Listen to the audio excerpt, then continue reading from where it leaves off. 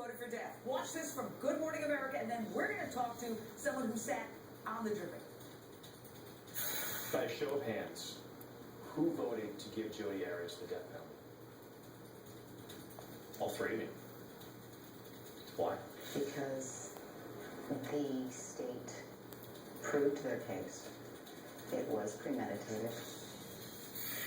All right, we are very delighted to have with us tonight Carol Gosling, juror number 10. You ultimately became an alternate, but you sat there. I saw you. I was sitting in the gallery, and I saw you attentively listening and taking notes. First of all, I want to compliment you for doing your service as a citizen. And there's so many people who get out of jury duty right at you.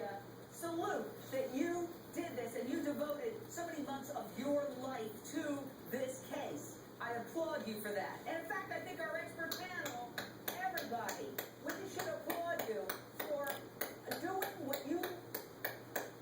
what so many people trying to get out of. Let's be real. Let's be honest. Now, as far as Jodi Arias, I first would love to hear your story of the stare down. I understand that you and Jodi got into some kind of eye-to-eye. Tell us all about it. We had a good old-fashioned stare down. It was a surprise to me, but during a sidebar, she started looking at me, and at first I thought she was looking over my head, or is she really looking at me, or something else, but pretty soon it was obvious. It was just a good old-fashioned stare down, and probably went on for about 40 seconds. About what? Could she tell? Now, are you one of those who would have voted for death? I am. Maybe it's easy to say when I didn't have to go through deliberations and actually make the decision. But I can pretty firmly say that yes, I would have voted for the death penalty. So did she sense that? I mean, why would she get into a stare down with you? What was that about? I don't know, and I wasn't going to say anything to any of the other jurors, but then on the way back into the jury room, one of the other jurors approached me and said, "What was that about?" I really don't know. Now, you just heard a controversial comment by one of our panelists, and I can't control what's going to come out of their mouths, but I do like Wendy as a person, but she's known for controversy. She said something to the effect of, there's a lot of men on the jury, she's an attractive woman, there was a lot of porn, sex talk, and felt that maybe that played a factor consciously or unconsciously. What do you think? I honestly don't think that gender was a major issue, and we talked about that with the judge after everything was over, and no one really thinks that gender was the issue. Personally, I think age was the issue. I believe that the older folks, maybe it's in a situation where when there's less life left, it becomes more precious. I don't know. But I believe that age was the real issue and not gender. Why do you say that?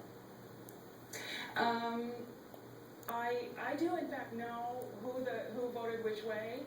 I can't share that. We agreed not to share that. And I would also, at this point, I would worry about the safety of the folks that did vote for life versus the death penalty. I just would not want to take the chance of something happening. But you said age is a factor. Why? I do believe so, because I know who the folks were that voted for life over death. And there was an indication that possibly age would be a factor. Also, if they were the older ones. They were the older ones, right? Some of the older ones. Yeah. Yes. And I also, think that makes sense. Go ahead. Well, if you look at what happened during the trial, the ones that were dismissed and then the ones that were chosen for alternates, 5 of those folks, there were 6 total, 5 of them were 50 or less. And one was an older person, was an older gentleman. So in other words, you're saying that the younger people got filtered out, and in the end it was more older people, which is what my verbal and my eyes told me. And I think you're right.